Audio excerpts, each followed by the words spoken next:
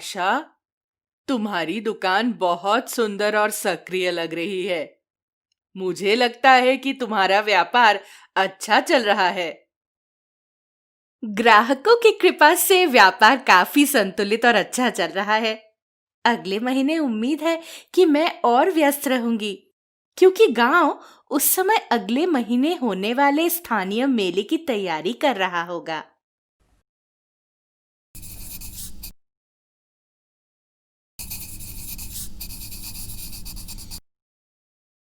वो क्या है? तुम उसमें क्या लिखती रहती हो? मैं आज होने वाली सारी बिक्री इसमें लिख रही हूँ, ताकि इसे दिन के अंत में अपनी दैनिक खाता किताब में दर्ज कर सकूं।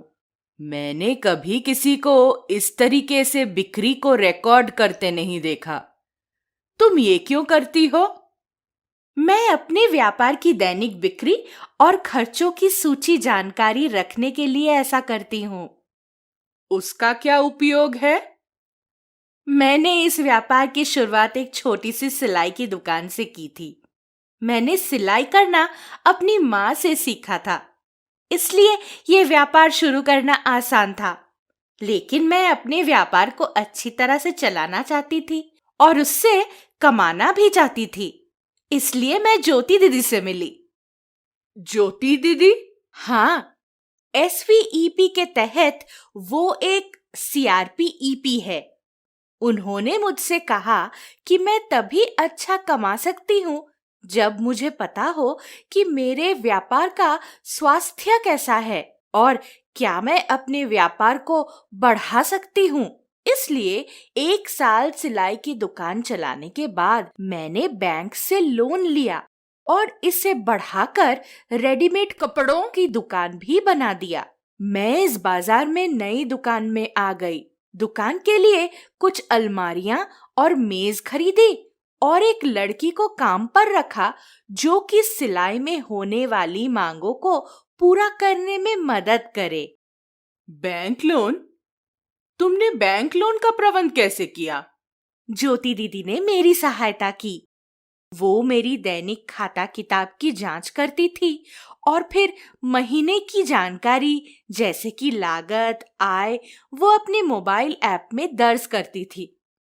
इसके आधार पर वो मुझे व्यापार में होने वाले फायदे और नुकसान के बारे में समझाती थी। इस तरह से हमने बाजार में होने वाले रुझान और ग्राहकों की मांगों के बारे में भी चर्चा की। जब हमने देखा कि ग्राहकों में रेडीमेड कपड़ों की मांग ज्यादा है, तब मैंने अपने व्यापार को बढ़ाने का सोचा। अपने व्यापार के मासिक प्रदर्शन के आंकड़ों के आधार पर ज्योति दीदी ने बैंक लोन के आवेदन करने में और शाखा के प्रबंधक से बात करने में मेरी मदद की। जब उन्होंने मेरे व्यापार के रिकॉर्ड देखे, तब उन्हें लोन के लिए राजी करना आसान था। वाह, ये सब सुनने में काफी प्रभावशाली लगता है, पर ये सब मेरे लिए बहुत मुश्किल है। ये रिकॉर्ड रखना और मासिक प्रदर्शन मैं कभी नहीं समझ पाऊंगी। मुझे लगता है ये सब मेरे लिए नहीं है। अरे नहीं मौसी, मुझे भी ये सब नहीं पता था जब मैंने पहली बार व्यापार शुरू किया।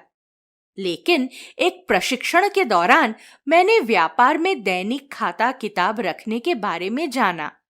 यह मेरे लिए बहुत जरूरी था और थोड़ा मुश्किल भी, पर ज्योति दीदी ने मेरी मदद की। वह हर महीने आती थी और मुझे अपने फोन पर मेरे व्यापार के बारे में कुछ तस्वीरें दिखाती थी। मुझे उसका मतलब समझ नहीं आता था, इसलिए हर मुलाकात के अंत में वो मुझे एक सलाह पर्ची देती थी। सलाह पर्ची में वो मुझे मेरे व्यापार से हुई मेरी आय, लागत और मुनाफे के बारे में समझाती थी और आगामी महीनों के लिए क्या करना चाहिए और क्या नहीं, इसके बारे में चर्चा करके हम योजना बनाते थे। अरे, ये तो सुनने में काफी सरल लग रहा है। मैं कहना चाहती हूँ आशा कि तुमको ऐसे सफल व्यापार को चलाता देख मुझे बहुत खुशी महसूस हो रही है। ये अच्छा है कि तुम्हारे पास ऐसा कोई है जो तुम्हारी सहायता करता है। पर मुझे ये भी लगता है कि तुमने खुद भी व्यापार के बारे में बहुत कुछ सीखा है। उन सभी व्यापारियों से ज्यादा जिनसे मैं आज तक गांव में मिली हूं। अरे, 100 साल जियोगी ज्योति दीदी। ये है ज्योति दीदी, सीआरपीईपी, जिनके बारे में मैं आपको बता रही थी।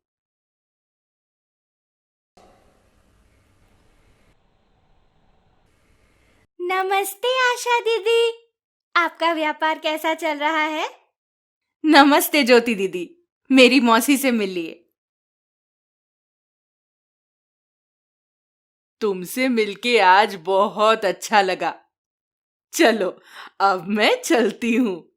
जल्दी ही मिलते हैं बेटा। चलिए, आपकी दैनिक खाता किताब देखें? जी, बिल्कुल, ये रही।